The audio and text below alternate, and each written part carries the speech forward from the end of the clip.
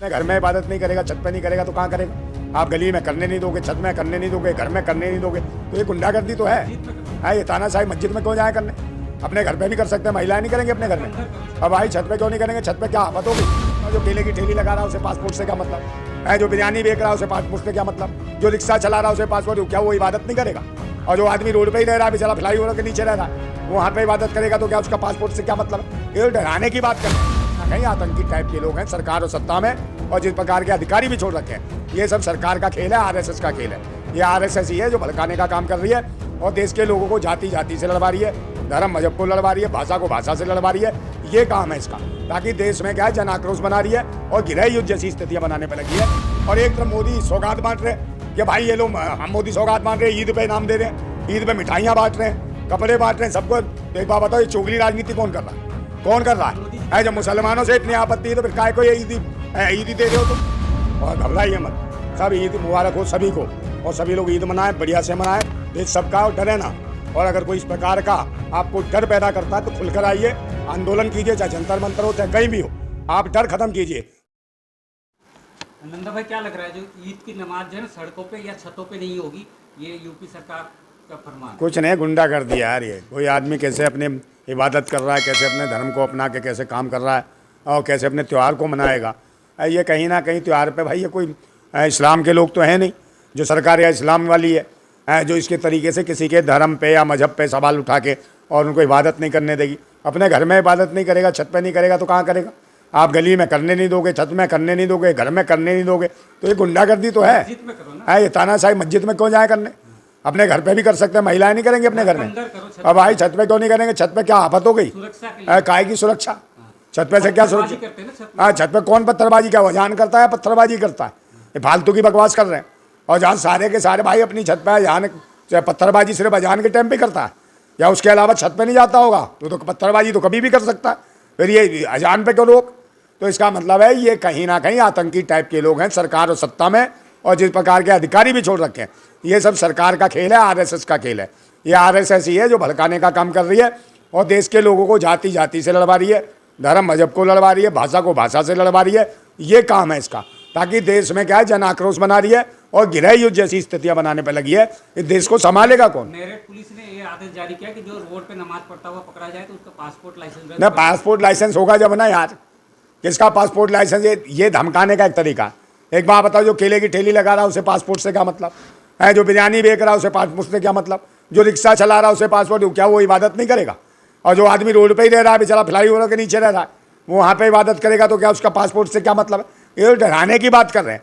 कल ये कहेंगे भाई रोड पर पड़ रहा है तो इसके जो है निकाह नहीं होने देंगे, कल निकाह नहीं होने देंगे, इसमें ये दूसरे तरीके से निकाह कर रहे हैं, 7 फेरे लो, 7 फेरे लोगे तब करने देंगे। तो ये क्या मतलब हुआ भाई?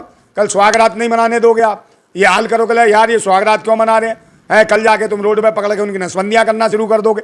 तो ये क्या मतलब है? ये तो तानाशाही है। इस देश में जैसी तानाशाही चल रही है किसी देश में नहीं है। तानाशाह शासक और आतंकी मानसिकता के लोग बैठे हैं। रोड पे नमाज पढ़े दूसरों को परेशानी कुछ नहीं, इंसानियत के दुश्मन बैठे हैं।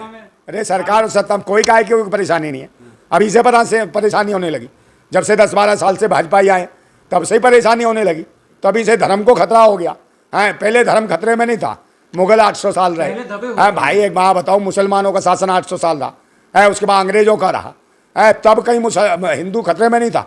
अब ये खतरे में आ गया, भाजपा की सरकार आती है, आरएसएस के लोग आते हैं। अरे अब ये ज़्यादा खतरे में है, हिंदू अब दबा हुआ है, अब तो भूखा मर रहा है। 4 किलो चावल 4 किलो गेहूँ पर पड़ रहा हो, 100 करोड़ लोग भूखा मर रहा है, 2 वक्त का भोजन नहीं है, उसको रोजगार की गारंटी नहीं है, उसको आज़ादी जीने का अधिकार नहीं। जात पात के नाम पे नीचा ऊंचा करके यही भाजपा सरकार बता रही है, मार रही है, दलितों को मार रही है, पिछड़ों को मार रही है। तो ये क्या का अधिकार है? तो भाई पुलिस कर रही सुरक्षा के लिए, कुछ नहीं कर रही। पुलिस में भी वही आरएसएस के लोग घुसे रखे हैं, उसी मानसिकता के लोग हैं, और उन्हें कह रखा मारो, इन्हें पीटो, नोचो और इनका धन लूट लो। ये मनुस्मृति स्थापित कर दी है, मनुस्मृति की तरह से काम हो रहा है। नाम के लिए संविधान, और बाद में जाओ सुप्रीम कोर्ट पे जाओ, लास्ट में सुप्रीम कोर्ट पे जाओ, सुप्रीम कोर्ट कहता है ये गलत करा पुलिस ने। मगर एक बात बताओ, जो गरीब आदमी पर मुकदमा बन जाएगा उसके पास तो कोई पैसा है नहीं, सुप्रीम कोर्ट जा नहीं सकता, थाने में उसकी कुटाई कर दोगे, उसकी ज़िंदगी बर्बाद कर दोगे और मार दोगे से एनकाउंटर के, उसका कोई है नहीं आगे पीछे, है भी तो उनके पास पैसा नहीं, तो न्याय का मांगेंगे। तो आप मुझे बताओ, न्याय जो आम जनता गरीब जनता के लिए न्याय बना था, उसको जो गुलाम बनाने की जो तैयारी हो रही है भारत में, इसके लिए भारत के लोगों को जागरूक होना पड़ेगा, चाहे हिंदू हो, चाहे मुसलमान हो, चाहे सिख हो, चाहे ईसाई हो। लेकिन मोदी हाँ, जी तो सौगातें मोदी दे रहे हैं ना, ईदी अरे भाई एक तरफ तो ये कहते हैं, वो देखो मेरठ में एक आया था अधिकारी, ऐसो आया था, उसने इफ्तार पार्टी दे दी, तुरंत उसका जो है लाइन हाजिर कर दिया उसे, है भाई, उसे लाइन हाजिर कर दिया। उन्हें कहा माहौल सही बने, है भाईचारा बने, शांति का सौहार्द बने, है अमन और चैन शांति से मेरठ में रहे, मगर वहाँ पे उसे लाइन हाजिर कर दिया भाई, है उसको ऐसो को। और एक तरफ मोदी सौगात बांट रहे कि भाई ये लोग, हम मोदी सौगात बांट रहे हैं, ईद पे इनाम दे रहे हैं, ईद पे मिठाइयाँ बांट रहे हैं, कपड़े बांट रहे हैं सबको। तो एक बात बताओ, ये चोगली राजनीति कौन कर रहा है, कौन कर रहा है? जब मुसलमानों से इतनी आपत्ति है तो फिर काहे को ये ईदी दे रहे हो तुम? मोदी सौगात क्यों दे रहे हो? सौगाते मोदी, समझे नहीं? ये हाल है, शहंशाह मोदी। तो हिंदू मुसलमान, अरे भाई हिंदू मुसलमान पूरा कर रहे हैं यार, फालतू की बकवास मोदी ये। जी कहाँ कर रहे हैं? अरे कर रहे हैं वही सरकार दे तो रहे हैं। आप मुझे बताओ क्यों नहीं बोल रहे फिर? योगी जब कठमुल्ला करता है तो क्यों नहीं बोलते? एक जवाब क्यों नहीं देते? और खुद हनुमान चालीसा पढ़ते हैं, वहां से वोट मांगते हैं जब कर्नाटक में, तब नहीं बोलते। कोई प्रधानमंत्री ऐसा देखा जो ऐसे करता हो? है तो धर्म के नाम पे आतंक मचा रहे हो जो। देखो कोई कुछ नहीं हो, मणिपुर के लिए कौन इनकी चोंच बंद हो जाती है? मणिपुर में जब रेप होता है, बलात्कार होता है सेना के जवान की पत्नी का, दौड़ा दौड़ा के निर्वस्त्र दौड़ाया जाता है, जब नहीं बोलते। लाइन हाजिर कर दिया, लेकिन वहीं पे सीओ अनुज चौधरी तो होली खेल रहे थे। अरे भाई होली खोल चाहे होला खेल, दुनिया भर की चीज़ है, कभी बब बोर्ड पर कर लेते हैं, कभी कुछ, मतलब हिंदू मुसलमान इनका जापना ये है, भगवान का नाम कम जपते हैं, ये मुसलमानों के ज़्यादा राग रपलापते हैं। और जाएंगे जो त्यौहार होगा ना, मंदिरों में जाना चाहिए, ये मस्जिदों के सामने नाचते हैं। तो ये कौन कर रहा है गजरा मुजरा? तो ये मोदी जी तो करवा रहे हैं गजरा मुजरा, इनकी पार्टी के लोग। वहाँ किसको खुश करने जाते हैं मस्जिद के सामने? मुगलों ने तोड़ा था तो मस्जिद। अरे कोई नहीं तोड़ा यार, कब का क्या हुआ? अब देश आगे बढ़ना चाहिए, कब का कौन से 400 साल 800 साल का इतिहास, अब इससे क्या लेना? 8 10 20 पीढ़ियाँ चली गई लोगों की, अब उसके बाद तुम इसमें लगे हो, फिर 10 पीढ़ियाँ बर्बाद कर दो। ये देश गुलामी की ओर जा रहा है। और जो अन्य जाति के लोग हैं, समझे, जो भाई दबी कुचली जातियों के, पिछड़ा है, दलित है, अल्पसंख्यक है, इसको गुलाम बनाया जाता है, इसको भिखारी बनाया जा रहा है, इसका धन छीना जा रहा है, इसके मकानों से इन्हें वंचित किया जा रहा है। और इन्हें गुलाम बनाने के बाद इनके फेफड़े, गुर्दे, आंखें मार मार के बेचेंगे विदेशों में। ये वो लोग हैं, तानाशाह लोग हैं, मनुवादी लोग हैं, मनुवादी मानसिकता के लोग हैं। इसका विरोध होना चाहिए, क्योंकि ये जो है ना कहीं संविधान को ख़त्म कर रहे हैं, और एक तरीके से ख़त्म ही कर दिया है। जब तानाशाही इनकी है, पुलिस सुनती नहीं है, जिसका चाहती है उसका मुकदमा लिखती है, जिसका नहीं चाहती उसे मार के भगा देती है। न्याय कहीं मिल नहीं रहा, बहन बेटियों की इज्जतें लूटी जाती, उनको न्याय नहीं है, उनके परिवार क्या है तो उनको मारा पीटा जाता। इतनी बुरी दुर्दशा कर रखी है इन्होंने कि पूछो मत, संविधान की धज्जियाँ उखाड़ दी हैं। मगर देश के लोग चुप क्यों हैं? देश के लोगों को आवाज़ उठानी चाहिए बिना डरे, जब तक आप रोड पे नहीं आओगे। और सबसे बड़ी कमी क्या है? चाहे दलित हो, चाहे पिछड़ा हो, चाहे अल्पसंख्यक हो, इन्हीं के समाजों में जो दल्ले नेता है, उन दल्ले नेताओं ने डर पैदा रखा है, क्योंकि वो खुद स्वयं नहीं बोलना चाहते। को सब कुछ दिया इन समाजों ने, वही दल्ले चाटुकारी कर रहे हैं और अपने समाज के लोगों को पिटवाने का काम कर रहे हैं। दिल्ली में एक विधायक को बोल रहे थे तो मीठी ही रहे ना, खीर खाओ, बकरा खाने की क्या जरूरत है? अरे वो सब मूर्ख हैं, ये खुद खाते होंगे मुर्गा बुर्गा और दूसरों को ज्ञान बांटते हैं। भाई उसके खिलाफ क्यों नहीं गए? पूरन जोशी के खिलाफ 400 टन गौ मांस पकड़ा गया, क्यों नहीं बोले? कोई बोला भाजपा का विधायक, कोई बोला मोदी योगी? कोई नहीं बोला, क्योंकि पंडित जी थे। पंडित जी के खिलाफ कुछ नहीं है, मतलब पंडित मर्डर भी करे, कत्ल भी करे, वो माफ है, कुछ भी करे। बाकी और कोई कुछ अगर आवाज़ भी उठा दे तो वो जुर्म हो गया, उसके खिलाफ कंप्लेंट है, FIR दर्ज, उसको मार दो, काट दो, और धमकाओ उसे, फ़ोन करवा के धमकियाँ दो। मतलब राष्ट्र हित, देश हित में कोई आवाज़ ना उठाए, कोई भगत सिंह ना बने, भगत सिंह को बनने से पहले उसे मिटा दो, ये सोच है। क्योंकि ये सब अंग्रेजी मानसिकता के वो कीड़े हैं जो देश को बर्बाद कर रहे हैं। नंदा भाई ये मुद्दा क्यों ला रहे हैं बीच में? यार मुद्दा तो इसीलिए ला रहे हैं हिंदू मुसलमान का, क्यों ला रहे हैं? जानबूझ के इनका रोटी हिंदू मुसलमान पे चल रही है, गुमराह कर रखा है। जब वोट आएगा, चुनाव आएगा, 2027 में चुनाव है उत्तर प्रदेश में, सब काम मशीनों से कर लेंगे, बस सारे चैनल छा देंगे हिंदू मुसलमान, ये हवा फैलाएंगे और वोट अपने आप बना लेते हैं मशीनों में और आ जाते हैं, कोई बोलने वाला नहीं।